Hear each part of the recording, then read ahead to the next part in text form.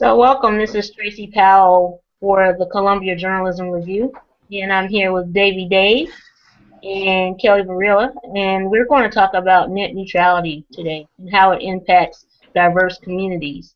Um, Not a lot of people understand what's happening in Washington, D.C. They know peripherally that people are arguing about the internet.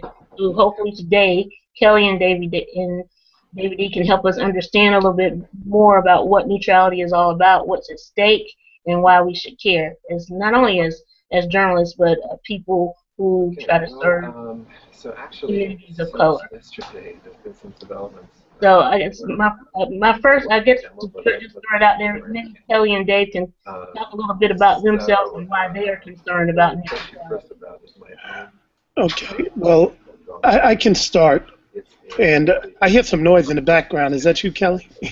Yeah, I think that you might be able to hear my coworker who's on the phone Okay. right now too, because we changed the time, so I Okay. couldn't really, No problem. No problem. Kelly, I'm going to put your mic on mute. That's fine. Okay, and then Okay. we'll just unmute you when. Yeah, she can wave her finger when she's ready. Okay. Um, the best way that I explain net neutrality to everybody is to um, tell them how the internet has become attractive to people over the years.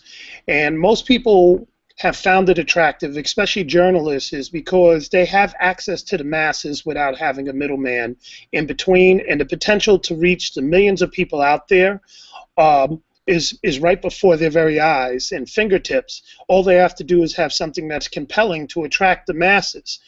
And that's been a windfall for small journalists, small businesses, people who feel like traditional media has been very limited and has excluded them. And it's been a democratizing type of situation. And what's being proposed, the best way to describe ending net neutrality would be to look at it in forms of clicks. So right now, everybody's website is one click away. So if I want to go to your website, Tracy, I click it, it's there. If I want to go to Kelly's website, I click it, she's there. But what they want to do is they want to make it so that some people are one click away, and others, depending on how much they pay, might be 4, 5, 6 clicks away. In other words, they want to slow the traffic down. And most people won't realize it if they're going to a website and they're going, oh, gee, I clicked and nothing showed up. They don't realize that that website may have been deliberately slowed down for lack of funds, or it may be several clicks away for lack of funds. And so this fundamentally changes what the internet has been about, and it kind of erases the original attractions for most people who are in the profession of providing content. It removes that, and it makes it a potentially very expensive and a backwards way of doing things, and it returns us to the days of the few and powerful having all the access and the small guy being back behind the 8 ball again. Thanks, Dave. Thanks, Dave. I think another way to kind of understand it is that, and this is what we've been talking about in the media, and maybe you can help us understand if we're framing it correctly, is that some people will be on the high speed internet, and others will be in a slower lane. So Well, there's a fast lane and a slow lane. That's one way of looking at it. The challenge that you have is that's already in theory happening. It doesn't really explain it in full. Yes, right now I may have a high-speed connection. I do. So it's going to be faster than yours, but that doesn't fully explain what's happening in terms of us as journalists and content providers. So specifically for the content provider, somebody who is sitting there and creating their own music, or they're doing their own blog and they want to have people out there receiving it, the way net neutrality is that everybody can access it. There's no barriers in the way. With net neutrality gone, the New York Times, for example, you'll be able to click on and get to them real quickly. To get to Davy D's blog or your blog or Kelly's blog, it may take a long time. And the user doesn't know to attribute that to net neutrality being removed. They just think that your site is janky and it isn't up to speed, so they go to places that will get them the information quick, fast, in a hurry. So for us, on the back end, the people who provide content, we got to be aware that we will be excluded without any real easily understood explanation as to why. They will just conclude that my website must be down for the day, it's always down, or I need to improve its performance, and they'll go elsewhere. And that's the danger of not having net neutrality protections in place. Kelly, I think Dave has given us a really good understanding about how net neutrality will impact consumers and how they access the information we provide. How, as a content provider, as a media entrepreneur, how does this new rule, this proposed rule, impact you? Yeah, well, I mean, first I think maybe I should explain a little bit about what I'm up to so that it can kind of give you some context for understanding my Okay. remarks. But, basically about 3 years ago, I started out and decided that I was really going to focus on just doing media entrepreneurship. So I created a news magazine based in New York City that targets the African American community, and I worked on that for about a year and a half, and then decided to pivot over to working on an African American long form journalism magazine, which I'm working on the launch for right now. Anyway, that long form journalism magazine has a print and an online component, both of them.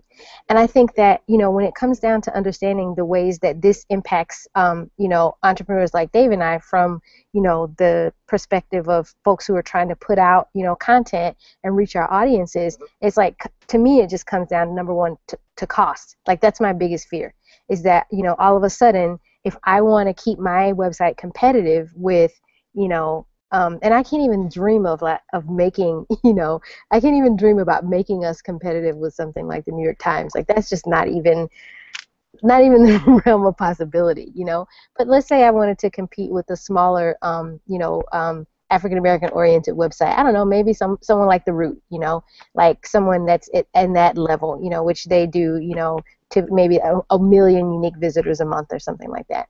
So, that's the sort of thing that really concerns me, is like, in order for me to be able to play on a level playing field, with them, I now have to invest, additional money. To me, that feels like, it really does feel like a tax. I mean, that's kind of the way that the guy Tim Wu, the guy who coined the phrase net neutrality, he wrote a piece for the Wall Street Journal a couple of days ago, in which he was talking about Tim Wu. Yeah, he was saying that, basically it feels like, essentially when a monopoly, begins to operate, it feels like a tax on the public and a tax on the economy.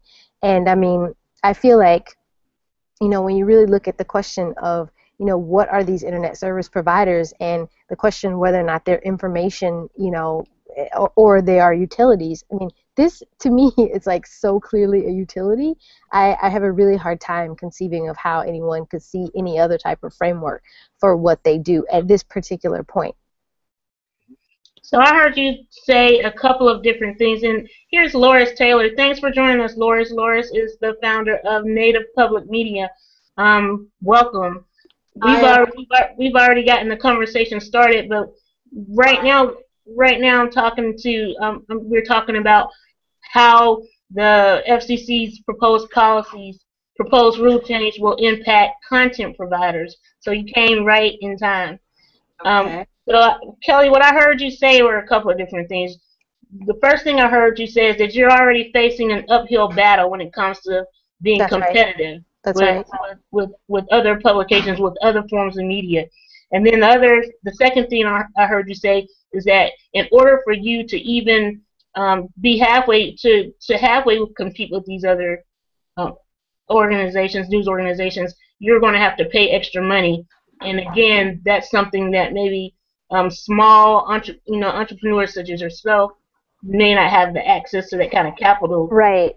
And I mean, we know that the economy isn't fair. So, I mean, I don't have unrealistic expectations about that, But if the question is, what impact does this have on the ways in which, the access that diverse communities have to journalism, and the ways in which, we can provide the needs to diverse people, like, clearly we know that this is going to have an impact, because I mean, one of the things that we've celebrated about the internet all this time is the fact that it has opened the door and created all these different communication channels for people of color, and we did things that we didn't have, and really made the really reduced the cost of publishing. And so if we go and we add this additional cost to it, I mean, that's just completely undermining the benefit that we've gained from having the internet. Loris, do you feel that with public media, I mean, do you feel like you're facing some of the same challenges already, and that the proposed policies will hurt you further or hamper your efforts further? Well, I think net neutrality has really come to heads with some of the work that Native Public Media has been doing on the ground, and it's a double whammy for us. First of all, broadband penetration in Indian country is at 10% or less. In some communities, we're slowly moving up to 15% in some, but it's a huge divide in Indian country. So if we allow Comcast and some of these larger companies to start building fast lanes for content that they prefer and to provide slow lanes for the rest of us, then that's, I believe, double jeopardy for Indian country, because we still have individuals out in Indian country that can't afford to get on the broadband highway, and this just adds an additional barrier. Now, Loris, yesterday, Chairman Wheeler, the FCC chairman, spoke before Congress, congressional committee, and he said that he would not allow for companies such as Comcast to prioritize their content over others. Do you have confidence that the FCC will be able to control that? Well, there was an interesting article in the Huffington Post where the byline belonged to a gentleman by the name of Gene Marks, who basically said, what's wrong with net neutrality? Would you sell a seat at a theater in the mezzanine the same as you would on the floor? Would you sell a hotel room in the Hamptons the same as you would the Four Seasons in Hollywood? I mean, just a visual of what the argument is. I don't have a lot of confidence right now in Chairman Wheeler's proposal. I think it's a very weak position right now in terms of protecting net neutrality for the public, and unless we have a reclassification of the internet, it's going to be a real hard-fought battle, I think. There's something I want to add to that. I've heard that argument made before, and it's a ridiculous one on a number of levels. Yeah. First of all, the people making the argument are the ones who came late to the party. So if we wanted to use that analogy, I've been on the internet before it was called the internet. I've been on since 91, 92. And I remember there was a time when radio stations that I worked at didn't want to go on the internet. Magazines that I was at didn't want to go on the internet. TV stations had no idea what was going on. And you had a general distrust of this form of communication. So over the years, you had millions of people who were excluded from traditional mediums that went onto the internet and found a way out of no way and created something that basically leveled the playing field. And to underscore that point, I remember being in New York in 2002, maybe 2003, and I ran into former FCC Chairman Commissioner Powell at the time. And there was a protest about one of the radio stations in New York. And I asked him about that because people were upset, and I was asking him, what do you think we can do when people have dissatisfaction with the media? And he told me point blank, he said, that's what the internet is for. You go on the internet and then you can do whatever you want and you can reach all the people. So this is the former conservative FCC chairman who basically, instead of addressing the type of media assault that many communities feel that they are under, his thing was to pass the buck and go on the internet, which says to me that he didn't really understand or appreciate its true value. So here we are 10 years later, 12 years later, we have a robust community of folks who have been excluded who now have been able to talk to their folks unimpeded, without a middle media man, none of this sort of stuff. And here come the folks that once upon a time didn't want to get on the internet. Now they want to come on and say, well, you know, we're in the mezzanine, you're in the mezzanine, and we're on the front, on the floor, and we basically want to start charging. And I say BS to that.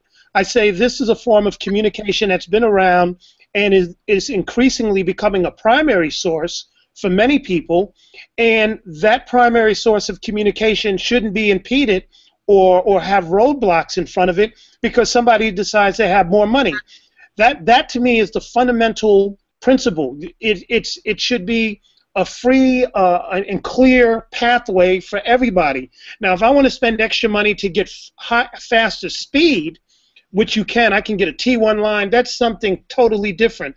But me as a provider, or me as a community that's been marginalized, getting access to my information should not have barriers put in front of it, and that's what the ending of net neutrality does. It allows them to put obstacles to prevent somebody who doesn't even know those obstacles are there from getting to me. I saw Gene Mark's article as well, and you know, I was just really struck by the inappropriateness of the analogy because, you know, there's a difference between a hotel room in the Hamptons and a hotel room in Queens.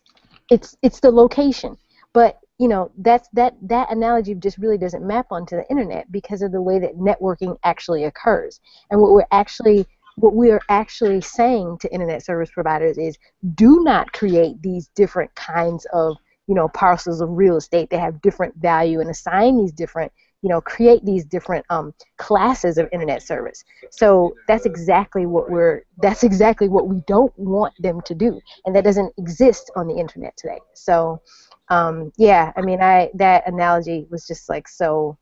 It just made me laugh. Another thing that has come up recently is this notion that we classify broadband as a public utility, and Kelly alluded to it, and so did Loris. And in other words, we want to treat internet service the way we treat regular landline telephone service.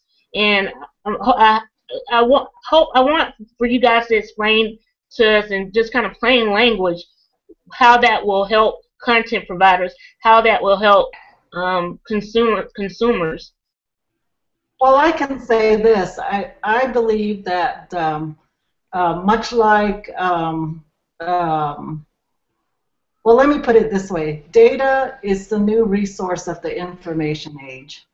We are mining data, compiling data, archiving data. I mean, we really are in the data world. Data is tied to every sector of our community, whether it's our economy, our public safety, education.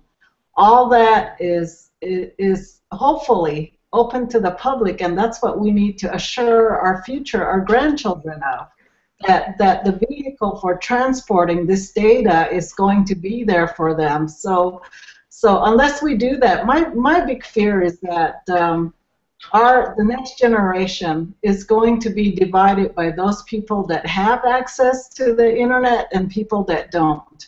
And when you come from communities where we've yet to realize broadband in our communities, we're just lifting that barrier up higher and higher, and we're creating a class system, whether we want to acknowledge it or not. I mean, we simply need to make sure that broadband and the internet is available to every individual, every household, much like we should have, much like a utility, like water and electricity, that when we build new homes, that they're wired for the internet so everyone can have access to this resource that the world and the globe is beginning to depend on.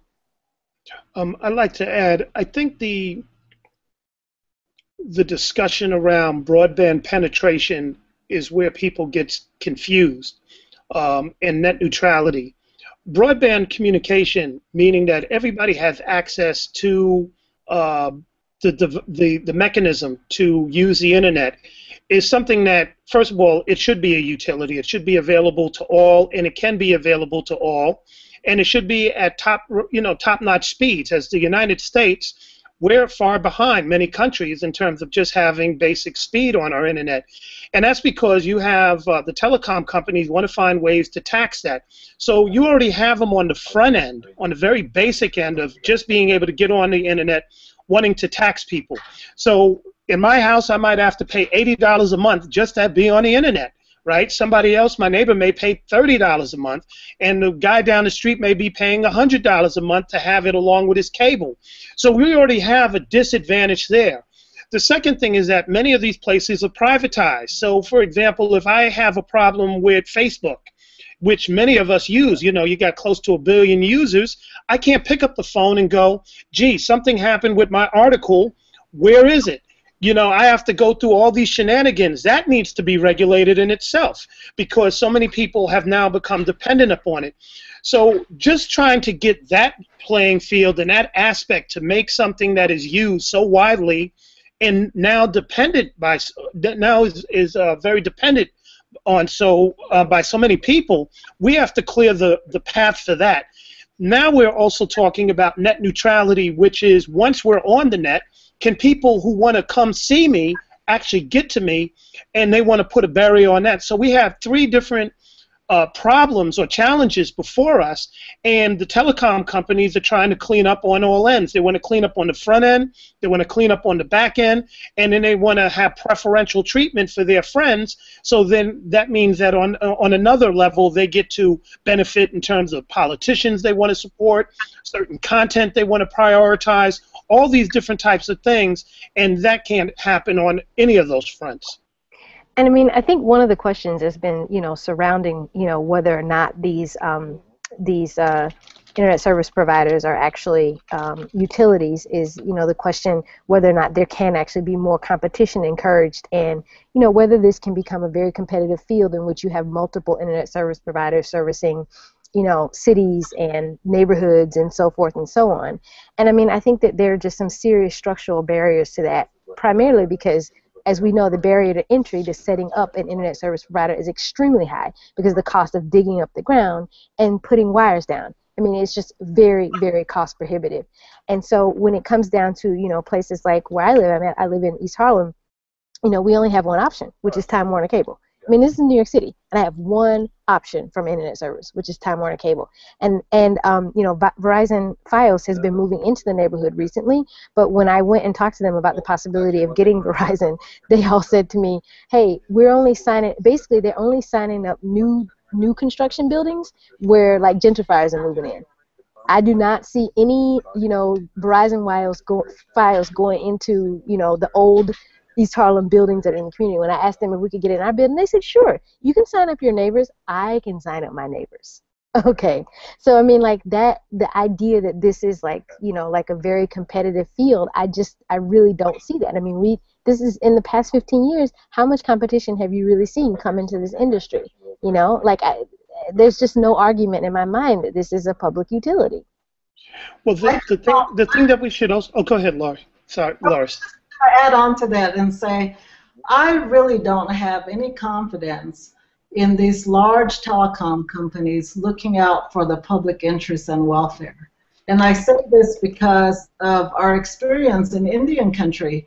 When it came down to providing service to tribal communities, they leaped right over our communities. They cherry-picked their customers based on a market model that didn't work for us.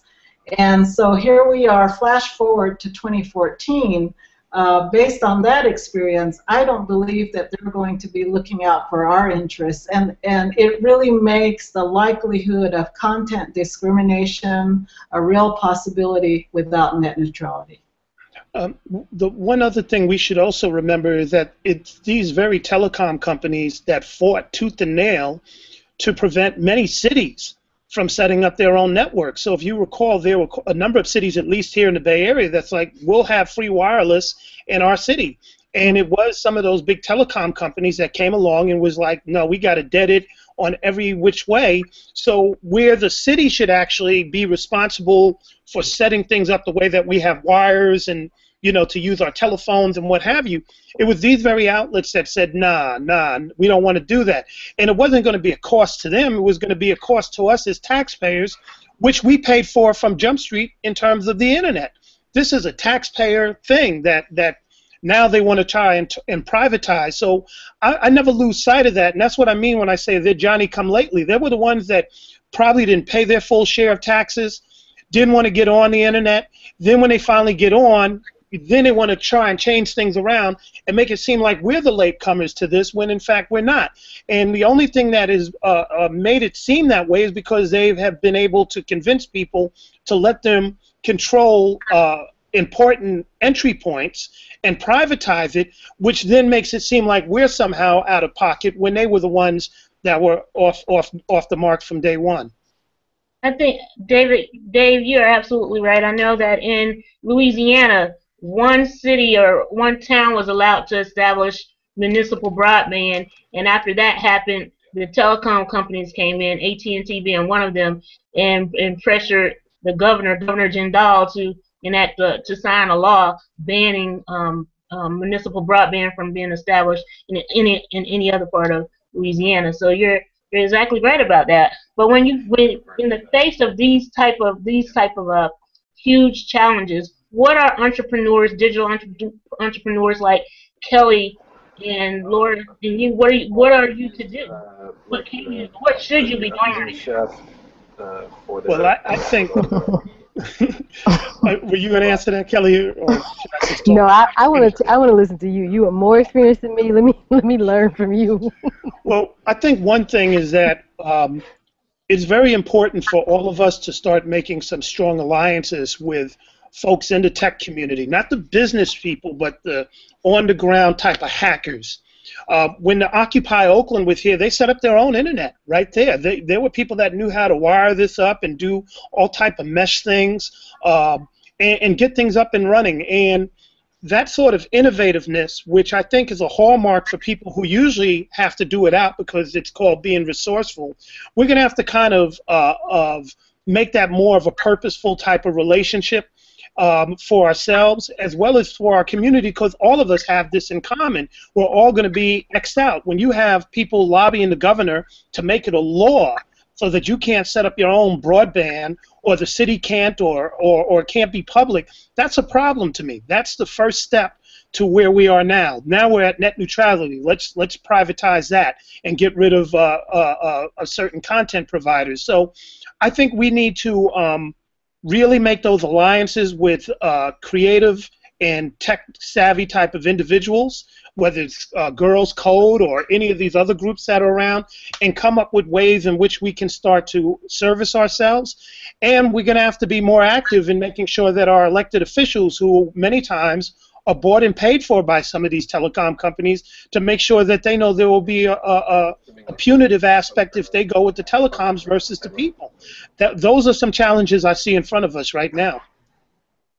I also see, a possibility perhaps for people to, kind of do more collaboration and perhaps consolidation of the things that we're working on.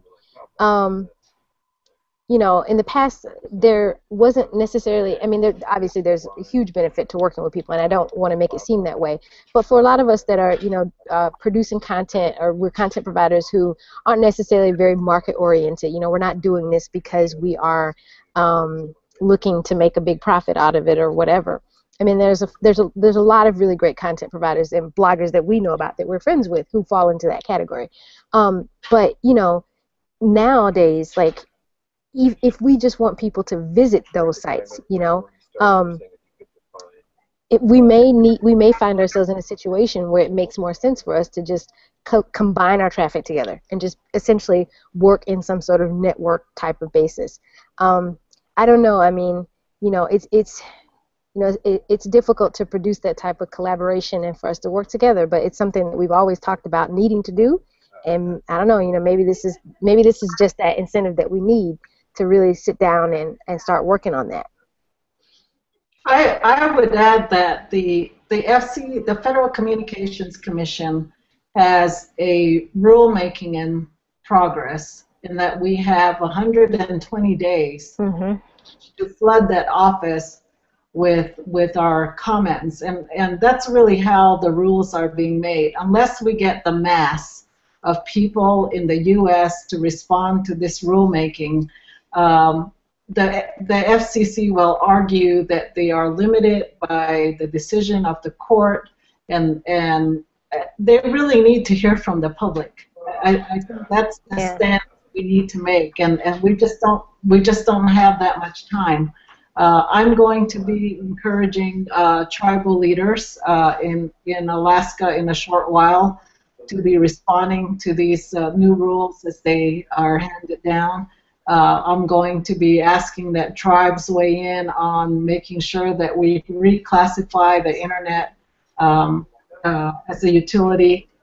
It's a long shot, but it's definitely worth the try. So 102 days is not very long. And I think that's a good role that like our media activists can play, in terms of like organizing people and setting up campaigns to educate people about what this practically means. Because obviously one of the biggest questions before the FCC right now, based on what the chairman wrote in his opinion on the subject, is the question whether or not there's going to be the what's it called, the paid promotion. Pay for play. Paid priority. Paid prioritization. I think when you really put it in those like very stark terms for people, I just feel like someone just needs to really sit down and organize, get us really organized in terms of like how we're communicating about this stuff, and kind of raise the public awareness. But you're right. I mean, there've been I've read that there have been 22,000 comments made already. So people are on it. People are definitely on it. I think in our community and many of the communities of color, what's confusing the issue is that we have prominent people of color who have been beholden to the telecommunications industry, and they have either been silent or they run this whole game about diversity, and then you're like, well, you said the word diversity. What does that have to do with making sure that net neutrality protections are in place? And then by the time they're done, you're like, okay, well, this civil rights leader or this community leader seems to say this is going to be a bad thing.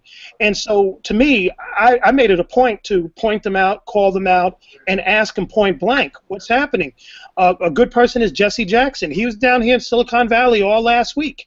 And I know him personally, so I'm like, what's your stance on this?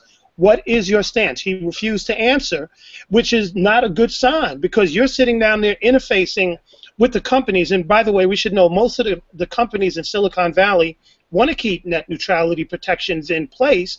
But as a civil rights leader, what are you telling people when you're holding your press conferences about this very important thing? And he didn't say anything. Then finally he hits me today and he's like, well, we're in conversation. What does that mean? It shouldn't be any conversation. Keep the playing field free and clear for everybody. And somebody like me, I'm not going to be afraid to say that, no matter who they are, because that is going to have a direct impact and an indirect impact for our people, our movements, the things that are important. All these types of crises that we're facing are often not reflected in the media. Heck, they're not even talking about net neutrality in Silicon Valley's home. I'm in the Bay Area. We haven't heard one news story on any of the main stations that have tech reporters talking about net neutrality. So that should tell you what is at stake here. That means that there are people that are looking and saying, if I can get rid of Kelly, if I can get rid of Davey, if I can get rid of Lori and their content, then we become the only game in town, and we can monopolize that, make money, and call it a day. And it ain't going to happen on my watch. I'm determined not to have that go down without a fight. I'm glad that you all brought that up, because not only have certain groups been silent on this, journalists have been silent on this issue. Just on last Friday, the Pew report came out about television news stations not reporting on this issue, broadcast or cable stations not really reporting on this issue. People have actually had to, if they wanted to find out about net neutrality, they've had to go online or on Twitter and search out the information on their own. Journalists aren't talking about this. So I want to discuss that a little bit. Is part of the reason journalists have been so quiet on this because it's not a very sexy issue? Is part of it because they don't understand it themselves? What do you think the main issue is, and And how do people go? How can journalists? Yeah, I mean, I because wouldn't like to become busy. we're not As a supposed to. We're not generator, which advocates. is We are observers. So how do we talk about I this know issue? How Tony do we learn has about a this hard issue? position. What is I, what exactly are the challenges for I think journalists? the challenges is the It's term net but neutrality itself. I don't know Uh, exactly. a lot of people just don't understand what it is. It's a term that really, when people hear it, their eyes gloss over. It's just hard to understand. The other thing is that they brought up a really good issue. But We my guess is have maybe some really prominent they probably should. civil rights individuals out across the country who are making a stance against net neutrality. And it's confusing to people of color across the country because these are individuals that we look up to look out for our rights, to look out for our interests. And when they take a stand against net neutrality and publicly sign on, it's a huge message. Then people say, I've heard actually some of our constituents say, well, it must not really be bad after all. I mean, what's the big deal? For companies to make more money, and that's one of the issues. The other is that we do have media folks who themselves are not tied into the net neutrality conversation. It's sort of like telecom. Talk about telecommunications. There's just a few of us who really are like policy wonks who love this kind of stuff. But the general public, you really need to have a face-to-face, I think, conversation with them to get them on board. And that's not what's happening out there. I think that many people can understand this complex issue. It's as a journalist, it's my job to break it down and make it understandable. We make all sorts of complex topics understandable to people. We report what's going on with the Dow Jones and what's going on with the stock market. That's no more confusing than net neutrality, and people look for that sort of information. But the truth of the matter is that the telecom companies were very smart to buy off people, and they did it in two ways. One, they were longtime sponsors of many of their events and conventions and what have you. So there was a relationship there. And then the second thing is that they pretty much did a whisper campaign, and this is something that we used to do in radio, which is like, hey, you'll be the only person in town. You'll be the kingmaker or queenmaker in your community. So they have an incentive not to say anything because all of a sudden, if I'm a potential leader, if Lori is a potential leader, or Kelly is a potential leader, or you, Tracy, that means that if there's a fast and slow lane, we're eliminated from that, and then all of a sudden we have to go through these hand-picked folks to champion our issues, and we're not always going to be on the same page on important things, especially if it needs to be challenged. And so I don't want a middleman. We should never have to have a middleman or woman to communicate our desires and our needs and our issues to the public at large. This is what the internet has allowed us to do, eliminate the middleman, and they want to start putting those back up there. And I don't care who they are, you can't be the middleman for my issues anymore. That's the most important thing. We all got to earn our audience with our talent, our understanding of the issues, and the trust that we've established with the community. Not have somebody be handpicked and then we have to go through them. And that's pretty much what they're trying to set up, a bunch of fiefdoms. Kelly, you're muted. Okay, sorry about that.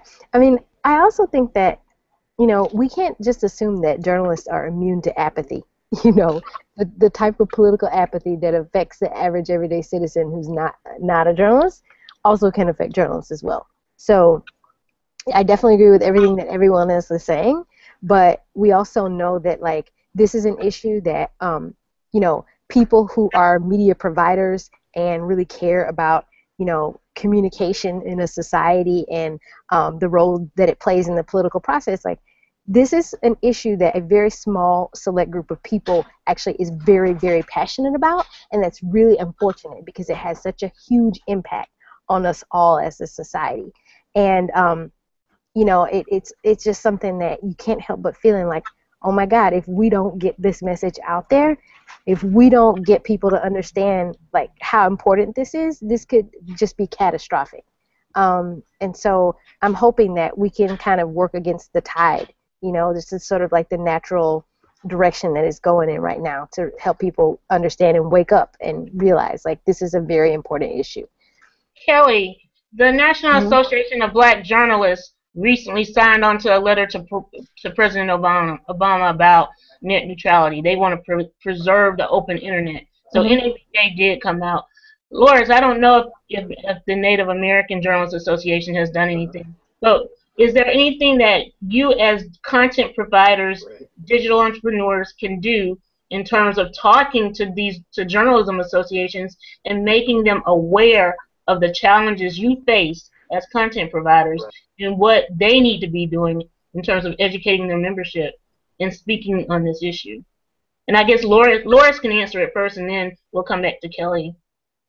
Well, Native public media has been really involved since net neutrality became a huge issue a few years ago. We filed the numerous comments before the FCC. We've taken the issue to the National Congress of American Indians, which we will again do when we have our mid-year conference in Alaska next month. But I think where we're having a battle is we have tribal telecom companies. There's about 12 of them that serve Indian country, and they've been really lobbied hard by these telecom companies who are urging them to take a stance against net neutrality. So there's a lot of work ahead of us. We'll be meeting with the Native American Journalists Association, also at the National Native Media Conference. Certainly net neutrality is on our agenda. But even before then, we've connected with Free Press and other allies around the country to try to get the message out to people. And so really trying to have the movement move forward. We've posted on Facebook, tweeted about it, and we'll continue to do that. But I just feel like we're running out of days to make this really a focus for the country. And the bottom line is that really our democracy is at stake. I mean, whose democracy is it going to be when we have content that may not even see the light of day on this vehicle that now governs our lives? So it's really a huge issue. Kelly and Dave, have you all talked with any of the journalism associations and communicated why this issue is so important, particularly to journalists of color and media entrepreneurs? Most of the journalists in my circle are pretty much aware of it. I've sat down and talked with them, and there have been others that talk with me about it. And so really our biggest challenge, at least here, is to get it to the masses and cut through a lot of the things that are distractions. How do we make this relevant to them? So when I talk to artists, I have to couch the story in a way that makes them understand, hey, look, you're an independent artist in the Bay Area. You're able to be heard around the country. That's going to stop, and it's going to favor these major labels. Now they get it. Now they want to. Now the question is, where do I direct them to? And getting somebody to call their congressperson when they feel like that congressperson is not going to listen, or getting them to trust in government again. When many of them remember when President Obama sat right here in the Bay Area and said, "I will protect net neutrality." I get a lot of people going, "I thought that was a done deal. I thought it was being protected." So you got to explain that somehow he appointed somebody who wasn't going to follow through. When there have been meetings here, there have been overflow crowds. There's been hundreds of people to come out to learn about net neutrality. Center for Media Justice and other organizations out here have done a tremendous job in outreaching and educating folks. It's now getting to these proverbial gatekeepers to the masses who have either celebrity status or they've established a trust because they've been right or they've been on the good side of major issues. So if I use the NAACP is against police brutality and stop and frisk. They've been the ones to organize on that. But they've also been silenced on net neutrality. So that confuses people, and that's where it's really, you have to take a firm stance and be like, look, This is just as important, and you're going to have to do that without their voice or blessings, so to speak. But I think most journalists know now it's really a question of, can they scale it up and reach this larger audience that, as Loris explained, desperately needs to have that. And I don't know how we can do that other than just go door by door, inch by inch, and make this a conversation at every turn, because I just can't count on the mainstream to put this issue out there, and there are reasons why they won't do it. I keep talking on mute. I also feel like the vast majority of people in my circle, there's a lot of conversation about net neutrality. I see, in my social media feeds, everyone's talking about it, everyone's sharing articles about it, everyone's sharing, we're discussing it. But just like David D said, it's about getting that message out to the masses. That is the number one issue right there, is that, if I sit down next to somebody on the train, when we start talking about this, I'm not necessarily sure that they're going to understand what's at stake and what's happening here. And that's the level that it needs to be at, Well, guys, I think this has really been a really, really good conversation. I think it's the start of maybe more that we'll have in the coming days. I think we have about 4 months before the FCC is scheduled to revisit this topic again. So I just want to, for now, I want to thank you for joining me today and say that we will talk again. Thanks everybody else who stopped in and who will be watching this recording later. I'm Tracy Powell. I write about media and media policy issues for the Columbia Journalism Review. I'm here with Davey D. You can read some of his stuff about this issue, this really important issue, at hiphopandpolitics.com. Kelly Barilla, who founded Comedian of New York and soon to be the Urban Thinker, and Loris Taylor, who is the founder of Native Public Media. Thank you guys so much for joining me. Yep. Thank you. Nice to meet you, Loris, and have a good day, baby. Good to see you again, Kelly. Take care, Loris. Thanks, Tracy. Peace out, y'all. All right. Bye-bye. Bye-bye. Bye-bye.